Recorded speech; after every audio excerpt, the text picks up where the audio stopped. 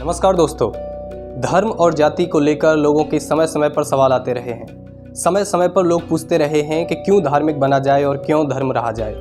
कुछ लोग मानते हैं कि धर्म अच्छी चीज़ है, यह जीने की एक नई दिशा देता है, हमें जीने का एक सही रास्ता दिखाता है।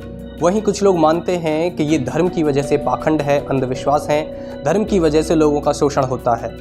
और कुछ लोग ऐसा भी मानते हैं कि हम किसी धर्म को नहीं मानते हैं, फिर भी हम एक अच्छी ज़िंदगी जी रहे हैं, तो इसका मतलब हमें धर्म से कोई प्रभाव नहीं पड़ता है। तो आज हम इसी बात को जानेंगे कि वो लोग जो ये कहते हैं कि हम धार्मिक नहीं हैं, हमारे अंदर किसी भी तरह का कोई धर्म नहीं है, फिर भी हम एक अच्छी ज़िंदगी जी रहे हैं, क्या वो अपनी जगह पर सही हैं? और वैसे लोग जो कहते हैं कि हम धर्म को मानते, हम धर्म में मानते हैं, हम पूरी तरह से धार्मिक हैं, क्या वो अपनी जगह पर सही हैं या दोनों ही अपनी अपनी जगह पर सही हैं? आज की इस वीडियो में इसी बात का विश्लेषण करेंगे। कहीं जाइएगा मत, अंत तक बने रहना।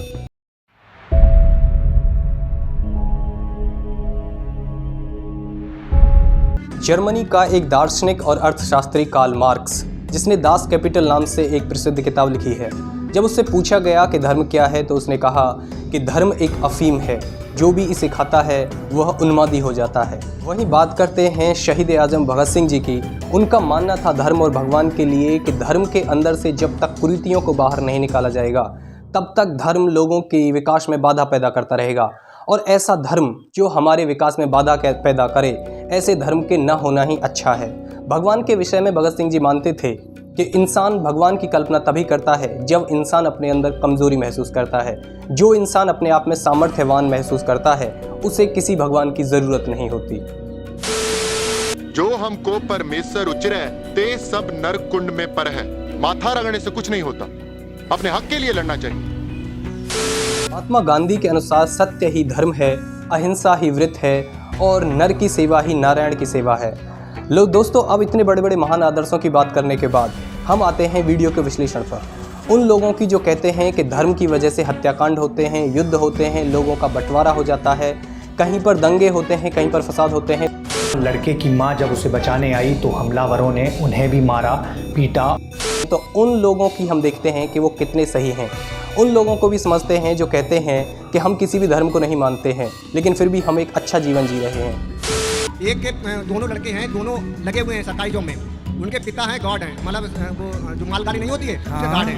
उनके बेटों ने दोनों को बाहर कर दिया, माँ बाप को बाहर कर दिया। आपको वृंदावन घूमने आए, आप बताइए वो कौन सा धर्म निभा रहे हैं? तो वो कहाँ तक सही हैं, आइए अब आगे इस बात पर बात करते हैं। दोस्तों, जो लोग कहते हैं कि हम किसी धर्म में नहीं मानते हैं फिर भी एक अच्छी ज़िंदगी जी रहे हैं, उन्हें मैं बता दूं, ब्रिटेन में 16वीं सदी में एक महान नाटककार पैदा हुआ, विलियम शेक्सपियर, जिसने 37 नाटक, 37 प्लेज और 154 सोनेट्स, 154 सोनेट्स लिखे। सोनेट्स क्या होते हैं? 14 लाइन की सिस्टमेटिक ढंग से लिखी गई एक पोइम होती है। जब शेक्सपियर ने ये लिखे, इतना ब्रॉड साहित्य लिखा, तो आज शेक्सपियर के बारे में कहा जाता है कि जिस व्यक्ति ने कभी भी अपनी ज़िंदगी में शेक्सपियर नहीं पढ़ा है, फिर भी वो व्यक्ति कहीं ना कहीं शेक्सपियर के हिसाब से ही जी रहा होता है, क्योंकि शेक्सपियर का साहित्य बहुत ब्रॉड और डीप है। जैसे मैं आपको बता दूं एक दो लाइन, शेक्सपियर ने कहा था, न कभी उधार दो न कभी उधार लो, neither be a borrower neither a lender be. जैसे उसने कहा था एक बार, world is a stage, we all are the players on this stage. ये दुनिया क्या है? एक रंगमंच है, यहाँ पर हम सभी अपना अपना पात्र खेलने आते हैं और सभी फिर चले जाते हैं। तो कहीं ना कहीं हम देखते हैं कि ये सारी बातें उसकी बिल्कुल ठीक बैठती हैं, क्योंकि उसका साहित्य बहुत ब्रॉड है। बिल्कुल सेम धर्म के लिए भी यही है। जब आप ये कहते हैं कि हम किसी धर्म में नहीं मानते हैं, तब भी आप अपनी ज़िंदगी का कोई ना कोई हिस्सा धर्म के हिसाब से ही जी रहे होते हैं, क्योंकि धर्म किसी किताब से सीमित नहीं है। धर्म बहुत ही ब्रॉड चीज़ है, धर्म बहुत ही ब्रॉड एक सिस्टम है, एक ब्रॉड सिस्टम को धर्म कहा गया है। दोस्तों, हिंसा और भेद का कारण धर्म और जाति नहीं बल्कि अज्ञानता है। अज्ञानता ही है जो किसी को कन्फ्यूज़न पैदा करती है, और एक कन्फ्यूज्ड व्यक्ति एक मार्ग से भटके हुए व्यक्ति की तरह होता है, जिसकी कोई मंजिल नहीं होती। और जिस व्यक्ति की मंजिल नहीं होती वह आंधी में उड़ी हुई आग की तरह होता है, जिसको पता नहीं होता कि वो किसका घर जला दे। उसे इस बात से कोई फ़र्क भी नहीं पड़ता है कि वो धार्मिक का घर जला रही है या जो धर्म को नहीं मानता है उसका घर जला रही है।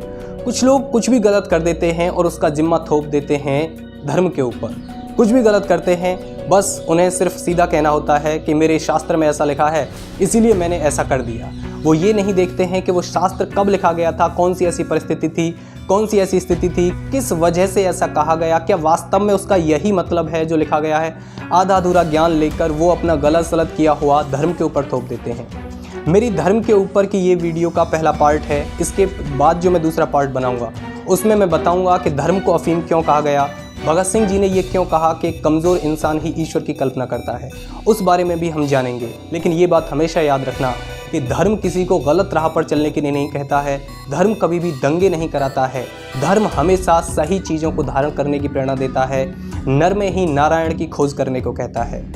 जय हिंद, वंदे मातरम।